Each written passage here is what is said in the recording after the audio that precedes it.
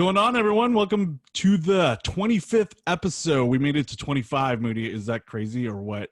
25 episodes of Geekdom Gamecast, that is. This is a gaming podcast where we just talk shit about your favorite console, talk shit about our own favorite console, switch sides on which consoles we love, and then everything in between. I'm Mike, and as always, I'm joined by our Monsignor Moody from God Hates Geeks. How are you, sir? What's up? Travis Moody here. Yeah. We made it to 25. I never thought it happened, based on our first episode. No, I'm just kidding. That one was great too. They've all been fun, man. This has been a good ride. We've had a lot going on. So it's been crazy for games, and we've had some terrific guests. And yeah, to another 25. I cheers you, but I ran out of beer with football today. So I got nothing for you. Oh yeah. I cheers you too, but I'm also not drinking right now at 6:31, but it is a celebration and we still have a lot of news happening right now. We're still getting directs and forwards from different companies. E3 got canceled this year, but now every week could be E3, and E3 could happen. An E3 show can happen at any single time in from now until, I don't know, the rest of our new normal or whatever.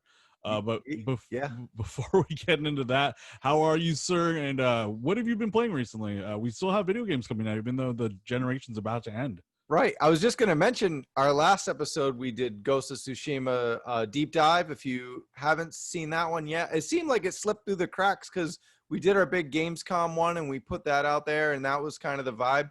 But if you beat Ghost of Tsushima and you want to check out an awesome conversation with Dan Witt, Mike and I, we definitely delve into the films of samurai. It was a deeper than game conversation. If you love samurai culture, go see that show. I got to plug it because it seemed like it kind of so much going on in the world of geek with, we just had DC Fandom happen. Of course, NFL football this week. But, if you've got some time, you're caught up with the boys, you're caught up with Umbrella Academy and everything that's going on in your life, go sit back, have a drink or have some tea and listen to the Ghost of Tsushima spoiler cast because it was pretty terrific. Otherwise, I'm doing great, Mike. How you doing? I'm good. I'm going to give people the benefit of a doubt that maybe they haven't beat Ghost of Tsushima yet because they're not geeks like us and play all the time. I want to also shout out that Dan Witt on the podcast is a history major, right? So, he knows the stuff about even more than either of us about Japanese history and Mongolian history. So it was fascinating for even us, the people that run this podcast. It was really cool. I've been good. I've been still playing video games even after the two huge PlayStation games that came out this summer. There's still stuff to play. It's it never ends. It never ends, and it's fun. It's fun because I get to be a kid again with the games that we've been playing. I've been playing Tony Hawk actually. Have you got to play the new remaster? Yeah, so I got by the first couple maps, and I have one question. I didn't want to sound like a noob on the Geekdom Gamescast Facebook group because you know how that goes. Yeah. And but I might as well ask you on the show. But is there a way to shut off the time? Or is it always? I can't remember from my PlayStation 1 days. Now, Tony Hawk 1 and 2, definitely one of my favorite games of all time. If you want to go back to the OG PlayStation, of course, it was also on 64, right? Yeah. So, but is there a way to shut off the time? Because I have to keep going back into the map to, I know that 2 minutes goes by so fast. As far as I know, there's free skate sessions in the multiplayer, I believe. I don't think you have to be playing multiplayer to do free skate, so you might want to try that out. The thing that I did is my cousin, I had some family over. We all got tested and stuff. Very cool. I had some family over visiting this weekend, and we played multiplayer co-op local, like the return of local couch co-op, which was great. Right. And we did a score challenge. And it was like the default was set to 200,000 points, and neither of us are that good yet. I still got to get my bearings in this game, but that gave us a lot of time to really sink in with the game. So maybe you can get up with a buddy, maybe Artez, since he's there with you, and then just play some local co-op score challenge up to 200. 200,000. That will give you plenty of time in the map. But other than that, I don't know if you can mess with the time on the regular campaign trial runs or that you that Yeah, that's where I'm at right unlock. now. Is just kind of from the beginning created, chose my own skater, and then kind of just went through and kind of I did the warehouse for sure, got by that. Did the net? What was it? You'll have to. This was already a week ago now, so you'll have to. And there's a lot going on, so you'll have to refresh me what the next. It was one at a school, Then right? yeah, the next one is the school, and I then did there's that the one, and then mall after, I believe. I'm in the mall. I'm either in the mall or I cleared the mall. But I think from there I had to switch over to and give some time to Marvel's Avengers because that's another Okay, game cool. where we're splitting time with here. Yeah. I haven't played as much either. I played with my cousin and I did play a little bit before that. I think it's a perfect remake. I can't see anything like really bad about it. It feels great. I like that all the stuff that they added gameplay wise from 2 is in 1 now, so you could use it on 1 maps, and specifically that's manuals. So I'm not quite there yet, but when you're like really good at combos and you're really stringing tricks together, manuals are a great way to go to keep that combo going and stuff. So that's really cool that they did that. And other than that, like the interface feels really good. The music's all back and that feels good. And I feel like all the new additions, music wise and skater wise, kind of fit in perfectly with the remake, with the old stuff too. So it's a blast, and I feel like we're going we're going back to our childhoods, you know. Even the loading times, which is a little weird because it's like an old PS1 game, so you're like, oh, I could use a little bit faster load. And maybe I'm spoiled because I did play it on N64 and like the loading times were like non-existent because of cartridge. But other than that, like, great. Perfect remake.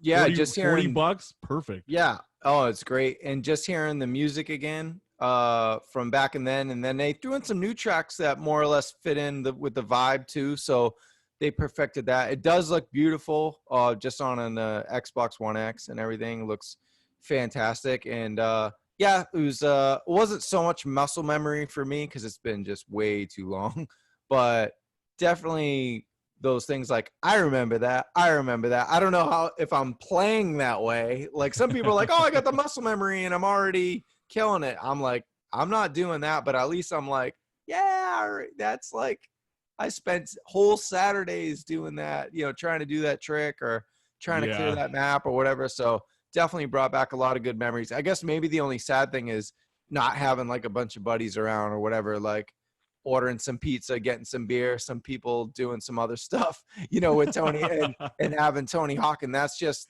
that kind of goes hand in hand. It's a party game, even though it's mostly, you know, one person skating the whole time. It's like, that's definitely a game, you know, you want to watch people play and laugh and, you know, with the instant replays, taking pictures and just kind of just having a kick-ass time. That's especially with the music. It's definitely, it's such a party game. So in that part of it, it's kind of a bummer, you know, because it's coming under the quarantine and whatnot. So, but otherwise, yeah, it's a fantastic addition. And if we're able to count remasters, remakes, whatever, it's definitely one of the better games of the year. If you count it as a sports game, it's definitely the sports game of the year, right? Oh yeah, definitely. Sports Yeah. game of the generation, maybe.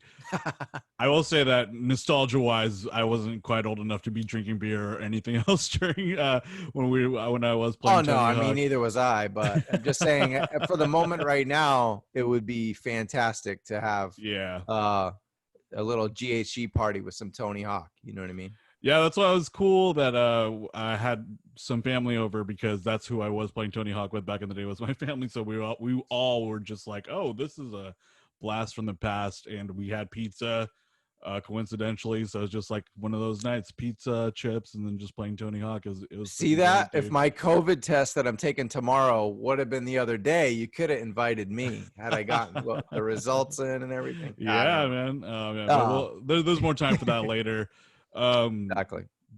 but yeah, another game that we're not nostalgic for, but kind of speaks to our childhood, anyways, and our adulthood is Avengers. We've been playing Avengers. I'm personally I'm not complete with the campaign yet, the main campaign. I'm on my status bar for the actual reassemble campaign. I got like a this much left, So probably more than 3/4. How much have you been playing? How do you like it? So just before we went live on the air, I'm still around doing things for Hank Pym. And I got to the point where I believe his name is Dominic. He's kind of an arsonist, like Human Torch, like, and he's got a broken leg, and I think I'm ready to Ms. Marvel and I'm Kamala, and I'm ready to sneak out in the night away from the anthill to try to maybe rescue his mother from the prison that Okay, yeah. that AIM has right now. So that's where I'm at. But I got a lot of mixed feelings about this game. So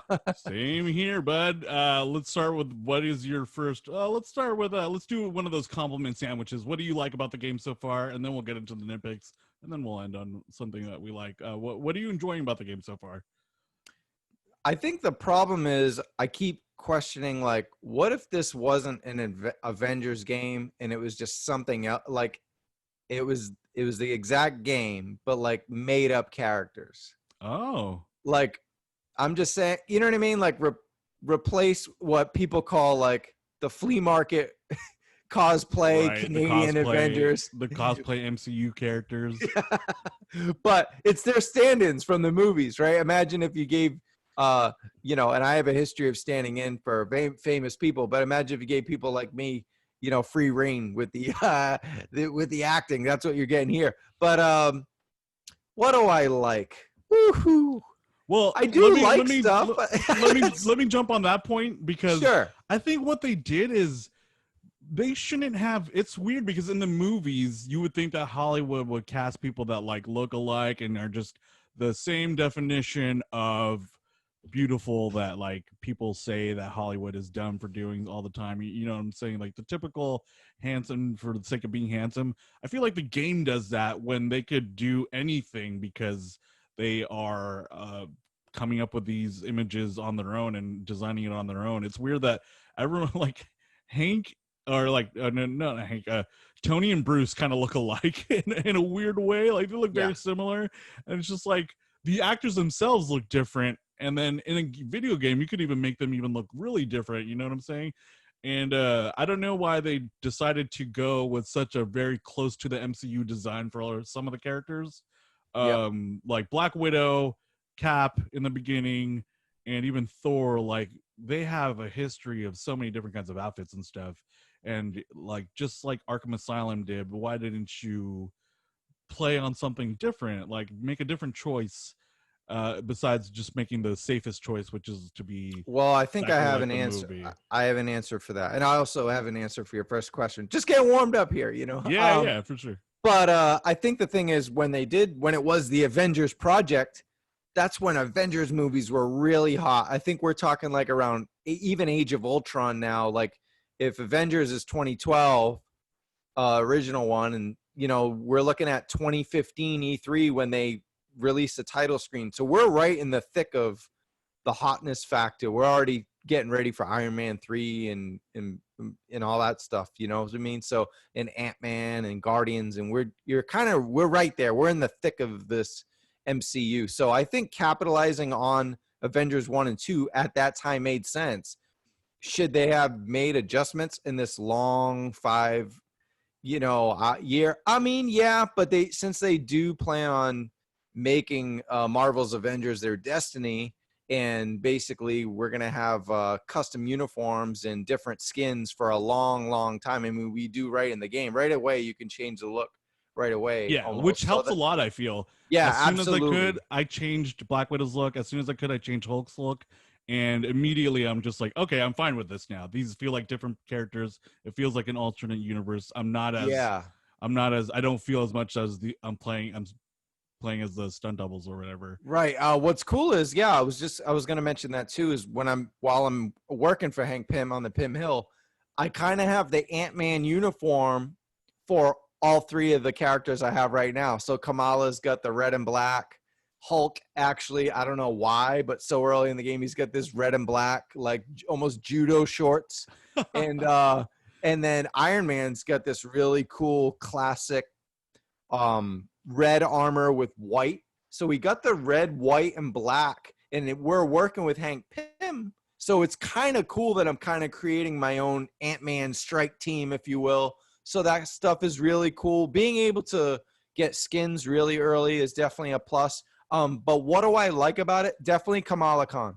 The way they, portray her. The voice actress is doing an amazing job with it. Seeing the game through her eyes isn't as bad as some people think after the fact. Because, of course, they sold this as an Avengers game. It's really a Ms. Marvel game, right? But you can play tons of levels as Tony and Bruce. So Yeah. I know I keep hearing that, like, oh, it's a Ms. And Marvel game, but and a lot it's of an Avengers game. Yeah, and a lot of campaign missions as them by themselves anyways. Like as soon as you meet Tony, you play as Tony through his own little mission. Same with Nat, same with Bruce. It's basically just to get you into the story. It's just Kamala, and It was a great device. Yeah, it's a lot for people if you really don't like that character, but I like that character too, and I really am enjoying her story also. I don't see how anyone, unless someone is totally misogynist, can hate her or other reasons, right? Because but she is us.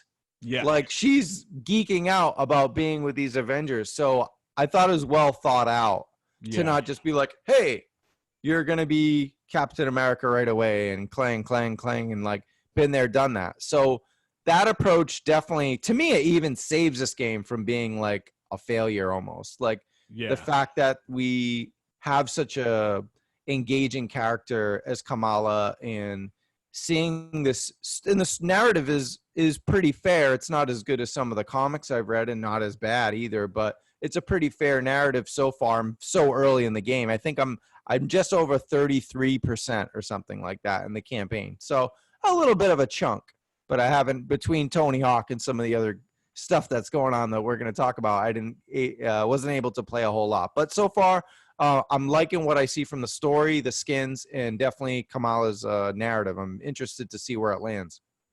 Yeah, I'm right there with you with Kamala's narrative and the overall story. It's a lot better than I thought it would be. I also am surprised by some of the combat and stuff. I mean, like everyone else, we all wanted to hate this thing as soon as we saw the cosplay doubles and stuff. But the combat feels, as far as the melee is concerned, it feels pretty good, and the weightiness to it is there. And there's a lot of skill trees, which is promising, because when you get to that post game, I guess, and if you want replayability, then the fact that there's stuff to unlock and then that could enhance and change the way you play is really good.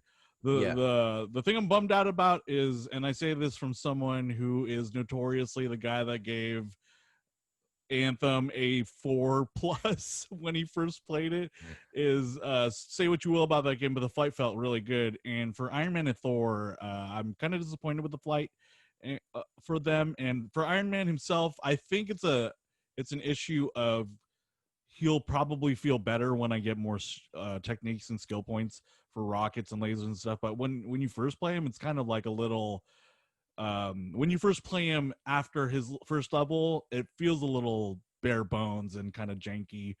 But I will say, story wise, his first level is pretty fun, because you're kind of like, no spoilers, but you're not fully in the Iron Man suit. Is that the one where when you finally do kind of have somewhat of an Iron Man suit, the game controls your Iron Man to go really, really fast through that's the second level, which level felt kind of cool when you get really fast. It was so hard. Yeah, the flight stuff is not that great in the game. No. Yeah, I was thinking the whole time about Anthem, actually, as someone who's actually never played it, just based on just bad reviews and all that. And is like, right. So I was like, I'm almost like curious, like, is Anthem a better Iron Man game than Avengers? You know what I mean? So that'll be a fun topic for the Geekdom Gamecast. It feels better. It feels, flying wise, Anthem feels better.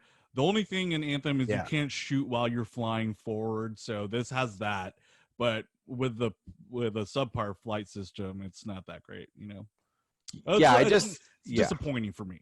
It definitely was disappointing, especially Iron Man being probably besides Wolverine, my favorite Marvel character. So, Oh yeah.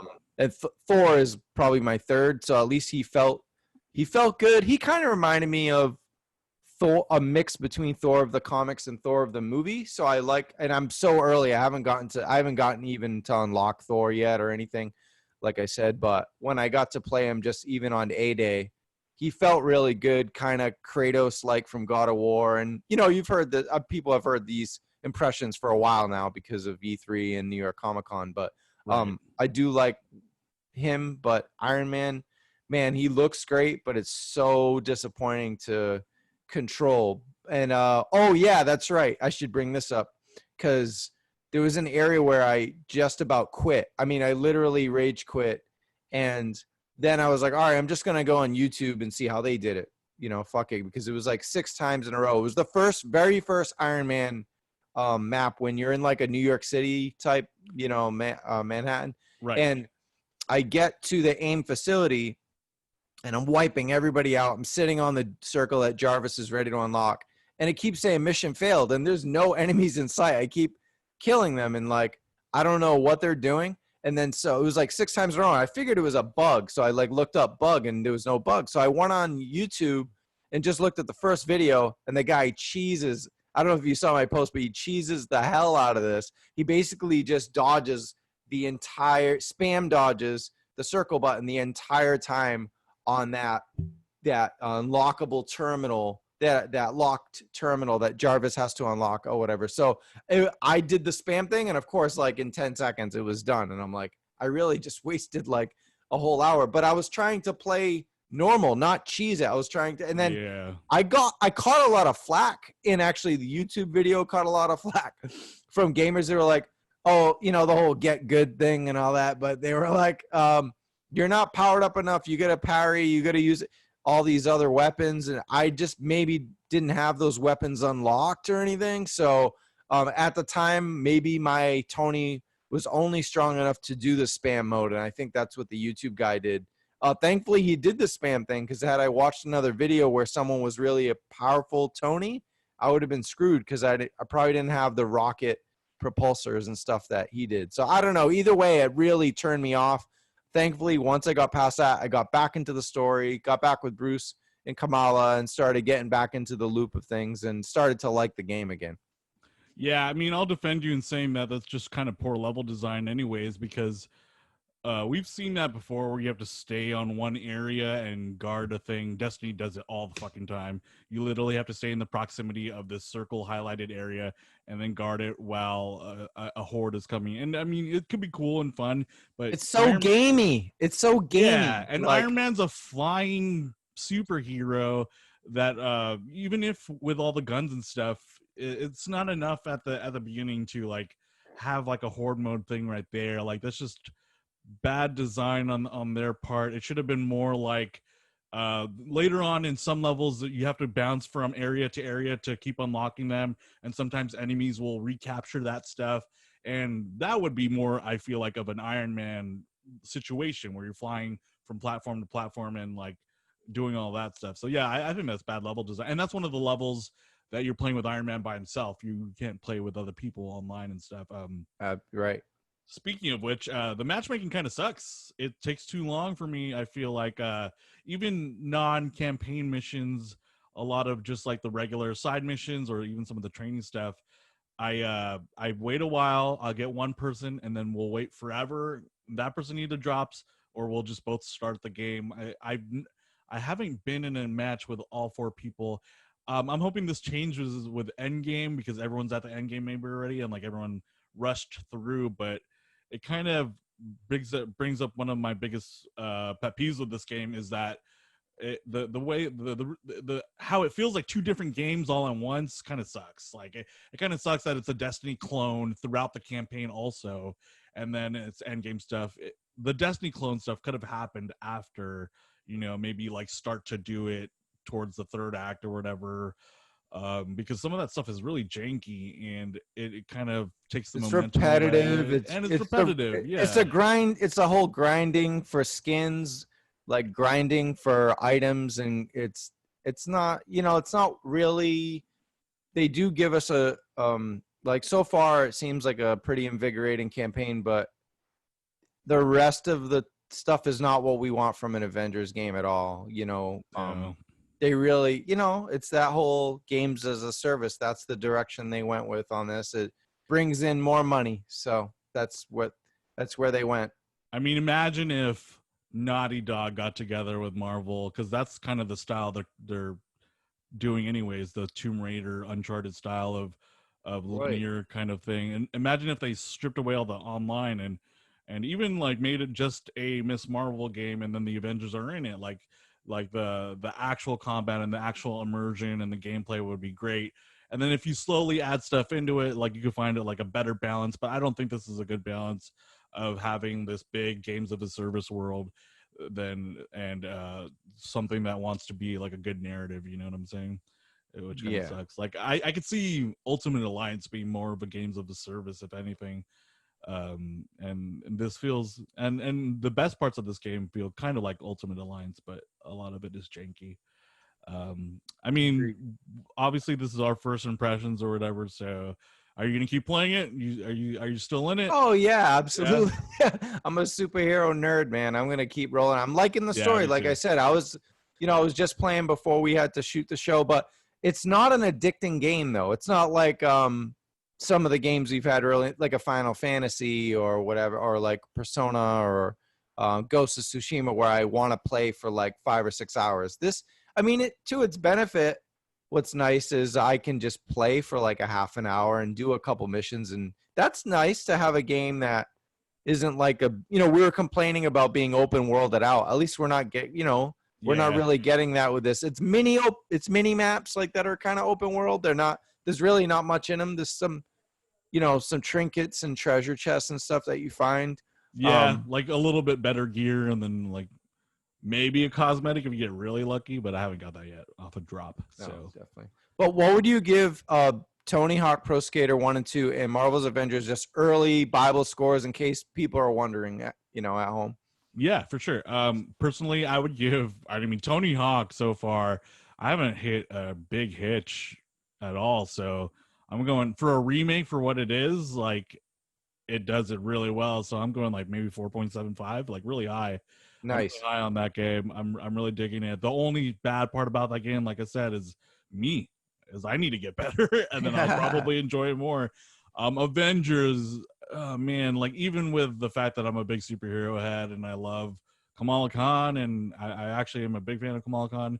Um, and we didn't talk about it, but the dialogue seems kind of like the story's good, but the dialogue seems kind of like first drafty. Like I feel like they could have like spruced it up a little, like maybe had a couple more passes True. on Like those when you scripts. watch Marvel movies, what separates Marvel movies from like what DC was doing and until recently was the humor. How many times did you get great laughs from Iron Man 3, from Thor the Dark World? The Yeah. movie is called The Dark World, and I laughed like for half the movie. I mean, Mhm. obviously Guardians and some of the later films too. And the Ant-Man movies are hilarious. Even Captain Marvel, I laughed plenty of times. I don't think I laughed once, and I have a great sense of humor. I'm always laughing. I laugh at everything on Facebook, even if it's like F Donald Trump. I just put laugh emojis on everything. I just laugh at everything. And in this game, I'm like, oh, it's a cool story, but I'm not like, haha, want to do that Yeah. again. I don't want to do that again. No, it's like I'm just doing it to do it. You Yeah. know, If that. anything, I laugh more at the game breaking sometimes, like stupid bugs or whatever. Yeah, But definitely. no, yeah, same here. I didn't really laugh or like even get like a. There's times where it's a little charming and you're like, oh, that's really like Absolutely. when Cap talks to Kamala the first time, you're like, oh wow, that's great. They nailed his character. But Yep. yeah, exactly. You don't come up with a. There's not a lot of good. They try too, which kind of sucks. They try to do funny stuff, and that's almost worse than not doing any funny stuff. Is trying and it just being kind of like an okay basic joke. So Yeah. yeah, They should have brought in I think what the Marvel movies did was, I know they had certain like Brian Michael Bendis came on right away for Iron Man. And at the time he wasn't even writing Iron Man. Matt Fraction was, but he came on as a consultant, um, you know, probably living in Burbank and stuff, being so close to Hollywood and everything. He just came on and was able to be like, and then also with Captain America, which isn't humorous at all, but Yeah. the Winter Soldier was Ed Brubaker, was there. But the thing is, my point is, if you have actual people who write these heroes for a living in these comic books instead of like game writers. Now, I could be completely wrong. I haven't even looked at the credits. I didn't do my homework, so shoot me if you will. Right? I mean, it probably was a comic book writer or TV writer who's familiar with these characters. But if it isn't, that's an issue to me. If I'm not being engaged, like they probably it couldn't have cost the studio that much to bring on someone from the Marvel Comics world who could have helped, get these Yeah. characters over. It just shows what the priorities are, and obviously because it's they got to make money. It's in the games of the service stuff, and that's where the Yeah, priorities were. exactly. So Bibles.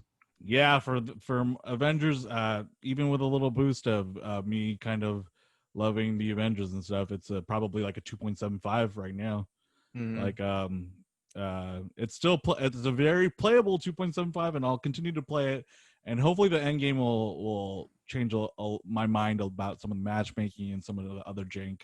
But right now, yeah, 2.753 I would say right now, just to be Yeah, clear. What I'm about with you? you. I'm with you more or less on both scores. I want to shout out Shaka, who wrote our Shaka Smith, who wrote our review for Tony Hawk. He's grew up as a real skater, and this game really had an impact on his life. So it's a terrific review. Check it out. He gave it a 4.5, and so he's very fair. And then also Dee, of course, as you know, you've seen her on the show a zillion times. She's wonderful. Delilah Lugo, she reviewed Marvel's Avengers and gave it a 3.25. Which I thought she was gonna go ham on it, but she she got to play the whole thing. So Okay, yeah. she's a really fast gamer, so she's already played a lot of multiplayer. She kind of saw a lot more, so that's why I'm gonna say 3. And as of now, I would say 2.75, but I think there's a lot of things that I'm just so early in the game, only a third in the campaign, haven't done any of the end game. There's just so much to this game that I haven't gotten to, so I'm gonna say a 3. Yeah, I mean, there's definitely major Avengers that either of us have unlocked yet. So maybe that turns it around. Maybe some of the endgame stuff is really fun. Maybe so there's some maybe once Iron Man gets his rockets and stuff, he's like 2 skill trees for me away from being pretty fun. So these are first impressions, just so you guys know. Just First making sure, impressions, because we're gonna have Spider-Man. If you're on PlayStation, he's joining the ranks, and then also the multiple Hawkeye stories. Of course, if you watched our last show, they had just announced that Kate Bishop is going to join, and of course, Clint Barton also has a story. So if they keep if they keep up with it like Destiny is, then it's going to be a game that we're eventually. Destiny in the beginning was the same thing. Like, we're basically, if we were around the Geekdom Gamescast when Destiny 1 vanilla was, the review would sound exactly like this one, I'm sure. Yeah. So it has potential to be something that we're going to be able to play for years to come and enjoy, but only time will tell, right? Yeah, I feel like at the get-go it's already better off than some of those games, like story-wise. So and then just the name itself could get a big audience. Maybe we'll get like a season 2 Secret Wars thing, and we'll all love it, like, and then all the patches will fix some of the jank. So Definitely. that's basically what we've been playing now, but we have a lot of news still. Like I said earlier in the show, things are still happening. We're about to get into another generation of consoles, so we have that to talk about. We have some previews to talk about, Ubisoft Forward, and then you actually played NBA 2K, but most importantly, we finally get to know, bank account wise, how much we got to be saving up for these new consoles. We got some Xbox price points. Moody, I'll let you, Mr. Old School. You used to be the Xbox guy on this podcast. All right. So there's a reason why I have a Nintendo background. Okay.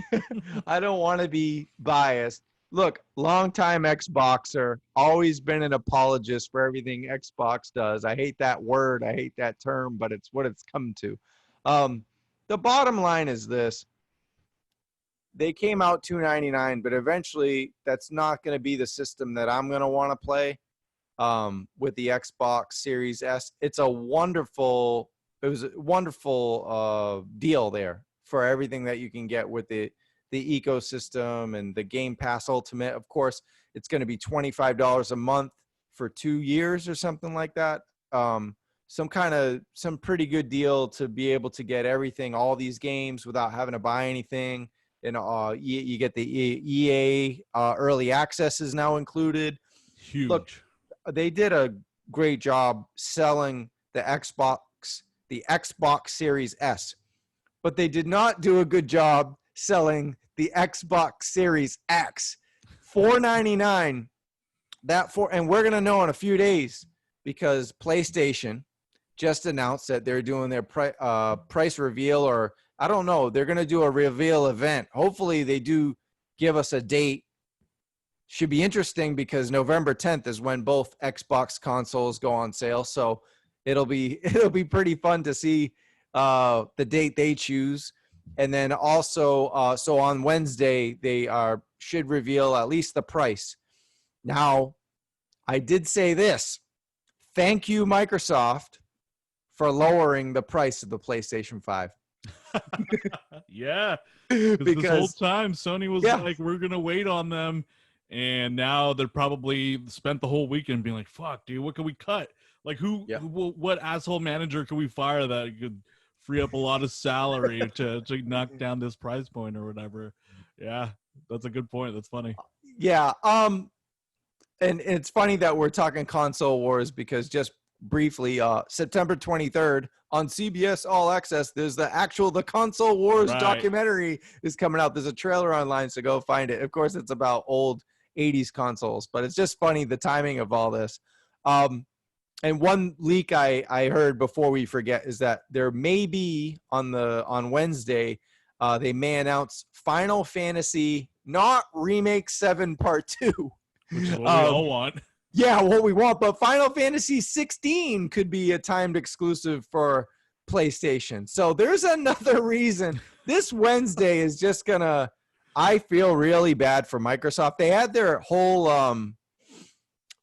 like, I forget, like a briefing was leaked. And then I watched it and I don't know if they're just going to not even bother. It seems like that because it's been leaked for a week.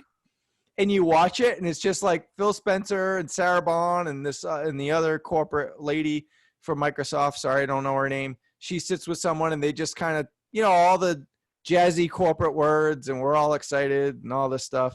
And then they just never released it. They just did the tweet that, they really pushed $299. They're really trying to trick all the soccer moms and casuals, man. I'm telling you, they're doing a good job if that's what they're trying to do. Yeah, I mean, hey, you're gonna be able to play Halo Infinite on this system for $299, and for if you can't afford these bigger consoles, I guess that's pretty cool. Like you get it is a great deal, but we're hardcore gamers, so we can only really speak as hardcore gamers. I mean, to be honest, I have a 4K TV, but it's a bottom of the barrel. It's great. I watched football today; it looked wonderful on it, but I don't have true Dolby Vision. Right. And I have an awesome Dolby. I could do Dolby Atmos, so I have a home theater, but my TV doesn't let me on the Xbox One X it doesn't let me choose Dolby Vision, and they really sold that today. So that's something I don't even have a capability for it. So if I did Xbox Series X for $499 when I have Dolby Vision, and I think they bought the proprietary for that, right? So they have the rights for that. Yeah, that would be great. That's true. So that's true. Yeah, if you have an OLED TV, a brand new one, and you're an Xbox player, $500 plus $50 tax or whatever, and you want to use true Dolby Vision, sure, I would probably want to play my Cyberpunk and my Valhalla that way. But I don't even have a TV that's I have a 4K TV, but I don't even have one that's capable of Dolby Vision. So I don't think I'm going to buy an Xbox Series X right away. It's crazy. It's sad that I'm not. As a lifetime, they gave me absolutely no reason to go next gen right now. I will. Yeah. Eventually, of course I will. I love Gears. As everyone who's watched these shows and read my posts, love Gears. I got my Gears shirt on right now. I'm an Your Xbox shirt guy. with the Nintendo background. Hey, Yeah. well, happens. I mean, So and like it's almost the opposite where Xbox is like PlayStation is saying, "Here's the next generation. You got to jump on it because everything's gonna be there." And then Xbox is saying, "Like, we get it, like we get it here. Like, we'll back off, and our Series S might be just as good as an Xbox One X, if not, like barely not as good as. Who knows? It's very confusing. So they're kind of almost being playing it too safe and just being like we're anticipating not everyone wanting to jump on right away, so you'll be able to play all these games with your Xbox One X over the. yeah, So, I think this is the strategy they're going with because it's the only strategy they can go with. They don't have what PlayStation has. They had it. I don't know. None of us know. None of us are in the boardroom. Did they have an opportunity? Was there an opportunity? And we said this countless times. Other shows have, big time YouTube shows have. Did they have an opportunity to buy the rights to the games for Warner Brothers Interactive Entertainment? Because that would have been just, look at the two games that we announced on the last show, the two Batman games. I mean, those are that's huge. that's just two of them. You got the whole, again, we're just repeating, but all those huge franchises, Mortal Kombat and Lord of the Rings and stuff like that. Imagine making those exclusives. Like, you're Microsoft. Who has more money than you? Apple, maybe. I mean, AT&T or whatever. But it's like, you have the money to take. It's going to be a loss, and yeah, it's COVID, but you have the money to compete. But that's not what they're trying to do. Once they didn't buy, and no one bought WBIE. I mean, I guess they're just self-publishing still. So once they didn't do that, they're just playing everything safe, and they're going in a different direction, and they can't go toe-to-toe. There's a reason why it's not $399 for the Xbox Series X. I thought that was their play. Okay, we don't have Halo Infinite. We don't have a Forza Motorsport for you this year. We don't have a Gears for you this holiday. But we've got a system that's $1,000+ computer, and we're giving it to you for $400, and we're gonna beat the competition price. They're kind of like doing it like a snake. It's like the $299 for this thing that's lesser. It's not 4K, it's not 8K, but it's still gonna operate in that format. It's all this technical stuff that's really snaking by. There's a reason why it's $200 less. You know what I mean? Like, long term, you're paying $200 less for a reason, and people are going to see the reason once they get their hands on the Series X down the road. Yeah. We'll see if their gamble with those first party studios pays off. Maybe eventually they'll become that company. Yeah. Right Right now they're now, just hedging their bets. So yeah, because I see. Yep. I mean, it's only social media, and we don't know what the normies are doing. Like the people who are just seeing commercials on cable and running a Walmart. We only see the people loud on social media, but right. the comments I do read are even people who are not well off, they're unemployed and all this, they don't give a shit how much the PS5 costs. They're going to use all their life savings to get this system. So it's probably $499 to match. But even if they go $599 on Wednesday, people are still going to buy it. And it's still, like, initially people go, no, what's Sony doing? Right. Right. Yeah. If they go $599, people are going to freak the fuck out and go, maybe if they do $599 and $550, which is a rumor too, like, people are going to freak out. But they're still going to buy a Sony because they have the exclusive games that people want to play. Yeah. I mean, people pay $1,000 for this, so it's like I could see them if they really sell it as a a good exclusive with all these media things you could stream, UHD discs drive. It could be your console. So we'll see what that's like on Wednesday. Yeah, should We be have some, fun. yeah. We have So, some Mike, other. what about you? Mike, what about you? I mean, it's obvious that if it's around $500, now if it goes to 600 for a PlayStation, we'll have to have another conversation. Yeah, Because as much as I want to play Ratchet and Clank, and that's release window, so we don't know yet. And we do know that Spider-Man Miles Morales is going to be released on launch. I don't know if that's enough for a $600 plus $660 in California.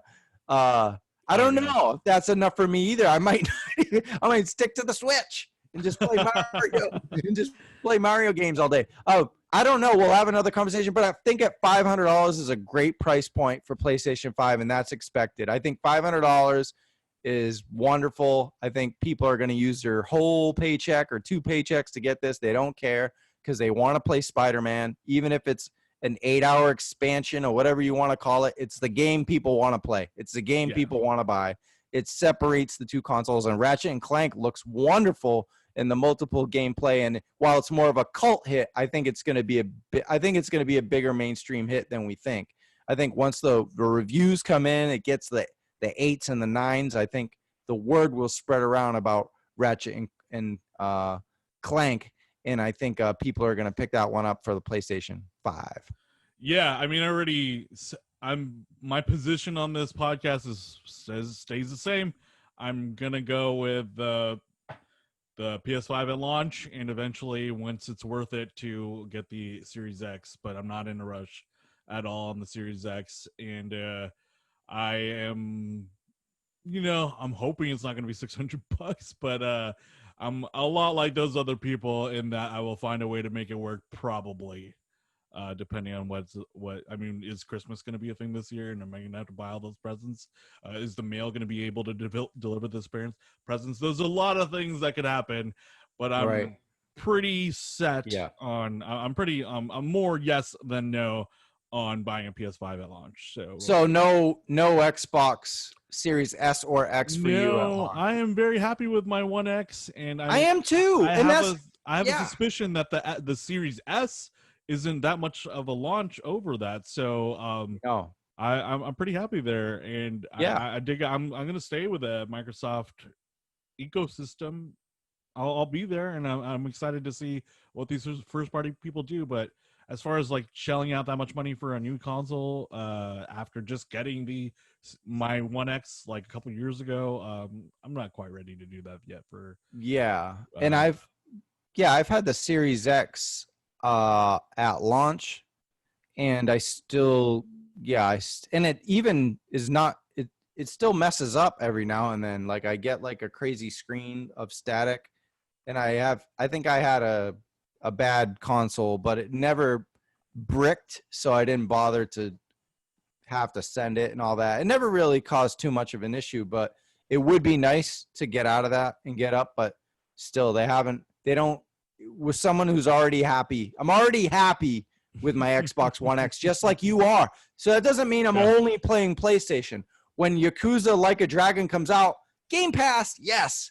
Like whatever's coming on Game Pass, I don't need to play it right now on the Series X. That's my point. It's not like I'm done with Xbox. I'm on PlayStation. It's not that. I'm still going to play Xbox as much as PlayStation like I normally do. I'm just not it's not enough of an upgrade for me to shell out the money until they come up with exclusives for that console. Now, when they do have exclusives like Halo, Gears, and Forza, I will want to play those on the most powerful system in the industry, which is likely the Xbox Series X. Mm-hmm. But until then, if I can still play on PlayStation 5 or Xbox One X, I'm good, man. I'm good. Yeah. So that was just a price reveal, and we got that twisted. So we got a lot of games to talk about. So besides the big Ubisoft 4 that we're going to talk about, There was a cool Call of Duty multiplayer trailer. We were talking about it on the last episode with our buddy who was on the last episode. Oh, it was, yeah, I know. It's so much right now. But Dan and Ronnie, we were Yeah, it talking was a little Ronnie. Call It of was Duty. Ronnie. Yeah. And so we finally got to see that multiplayer, and it looks like the vibes from this now, Modern Warfare generation, but with a cool little 80s twist. The same company that did the commercial for the Warzone thing, they did LL Cool J's Mom Said Knock You Out. This time it was Biggie with the Notorious B.I.G., the Duran Duran song. So that gets that 80s vibe going. They started off with Miami. We're seeing a lot of vehicles for not a Warzone thing, so there's gonna be a lot of vehicles in the multiplayer game, which is pretty exciting. Looks great. Yeah. Yeah, that stuff. The one of the maps looks to be like a ship to ship combat map, which is really cool. One of them had like a guy taking some dude off on a motorbike. That was really fun. That Miami stuff looked colorful for a Call of Duty game, which is really cool. It's not an Overwatch game, but I could still have color and bright lights and stuff. I really like it. Yeah, adding some over the top fun for Call of Duty sounds like a good direction. It's crazy Yeah. because the game's called Cold War, so it sounds so dark and dreary, and we're gonna get plenty of that. Oh yeah. With all with the the secret. Now it's kind of entering the world of that Winter Soldier, the secret ops, the black ops, and all that stuff, and Right. 80s nuclear paranoia and 70s, of course. Yeah. But the nuclear war We'll is get that. We'll is a get that in the strange thing. campaign, but the Yeah. multiplayer is just going to be a fun time. And this trailer made it seem like a fun time. I'm really down with it. Notorious. I'm so happy with Modern Warfare as it is. I've kind of fell off because of other games, but I played it for a while. This is the longest tail of a Call of Duty game that I've had. Like me sticking with a Call of Duty game since launch, since probably those first Modern Warfare and Black Ops. Yeah. So I'm really into it, and there's an open beta coming out as always. It's a pre-order thing, but then there's going to be an open one in October, which is going to be great. Yeah, I selfishly have I have a selfish reason to want to play this game really bad because I'm definitely on the side of Call of Duty, especially with their campaigns. I've always enjoyed them, but there's a G.I. Joe game coming out, Operation Blackout, and if it sucks, this will be my G.I. Joe game because there's a ton of beachheads running around. I'll just pretend that all the enemies are Cobra troopers because I actually threw this trailer that showed the beachhead like picture on it and threw it on the G.I. Joe Facebook group. And I was like, hey, if that G.I. Joe game that's coming out pretty soon in October or whatever sucks, this can be our G.I. Joe game. And everybody was laughing and like, kind of, because it is at the same time. It's the 80s. So it is that whole, take over the world with, my chemicals and everything. It's kind of that whole same vibe, and everything's kind of like undercover and everything, So, it could be a more realistic take on G.I. Joe for me. Yeah, I think that even that first trailer felt like that too. They were like talking to the president himself, and like, we got to save all these millions of lives that are at stake. So, yeah, I totally dig it. Yeah, I hope what Ronnie said was true, and it's gonna be kind of like this whole like homage to 80s action movies, because that's a cool thing, like Commando and all that stuff. That would be really great.